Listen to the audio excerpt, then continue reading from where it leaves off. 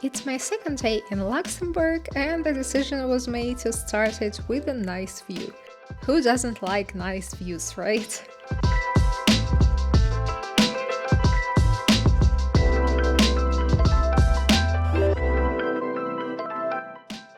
It's day 2 of Luxembourg. Today I'm starting my day with a funicular. Hopefully it should be somewhere here near Kirchberg. It's where it's going, and it also should be free of charge, I hope. At least I read some information like that.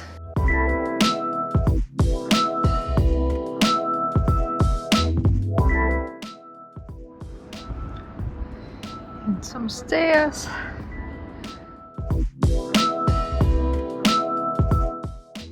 So what you should know about the funiculars? They go from the upper level, like when you come, there will be trains and you should go up, so like the second or the first floor, however you call them, and from there you'll see the funiculars, and they depart like literally every minute, so you won't have to wait like anyways. Oh yes, and the total ride, it was about 30 seconds, so it was extremely fast. I also found out that there is some kind of labyrinth quite close to the funicular station. So there is a labyrinth, and I just wanted to go to this platform to have a look from above, but it doesn't look like I can reach it somehow. That's strange. Frankly, the whole place looked a bit neglected, but it's probably because it's winter. It looks much better with the lift on the photos. So here it is. It doesn't look that well maintained, so I don't know. The next station is the European Parliament.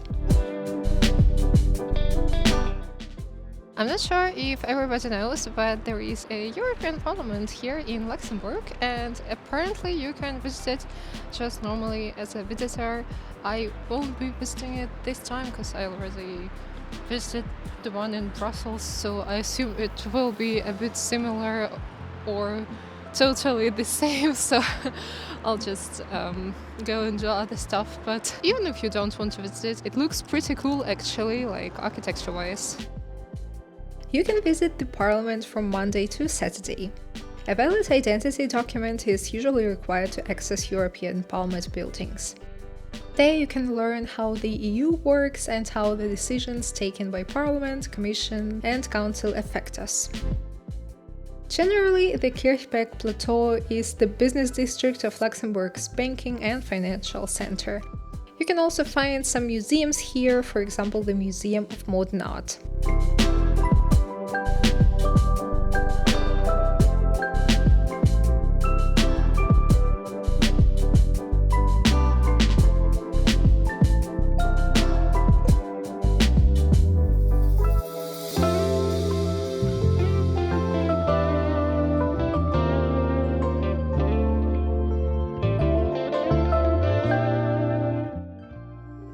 You can also take an elevator to reach this very point.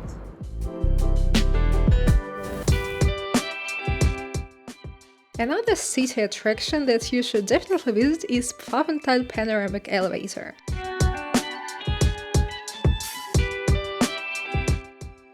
The new class elevator connects the Pescatora Park, located in the city center, to the Pfaffenthal area at the bottom of the Alzette Valley. The ride in the glass elevator features sweeping views for pedestrians and cyclists alike.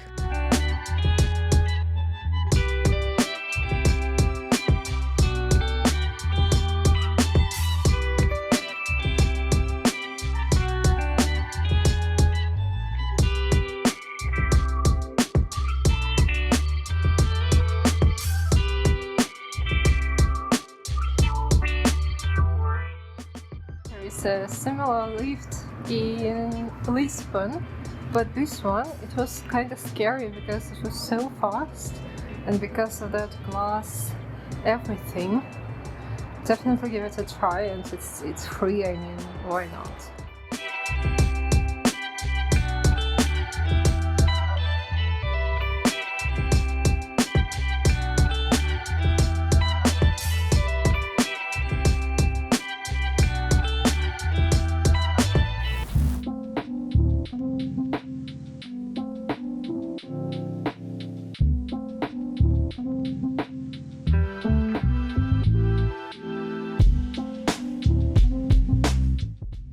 The Notre-Dame Cathedral, situated in the city center, should as well be on your bucket list. It is a remarkable instance of late Gothic architecture, revealing various components and ornaments inspired by Renaissance style. The entry is as well free of charge.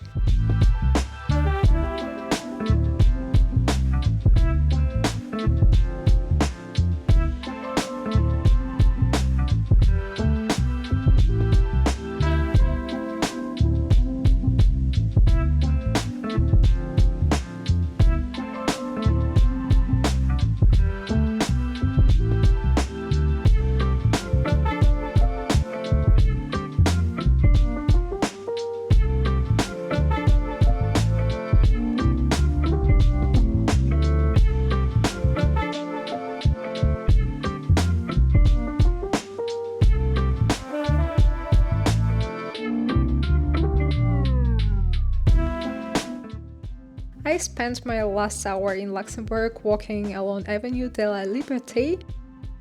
At the northern end, the avenue connects to Pont Adolphe, a famous stone arch bridge. It is also one of the main streets in Luxembourg City. Here you can find various important buildings connected to banking and not only. Even if you are not interested in this, the avenue is still worth visiting because of the architecture of the buildings.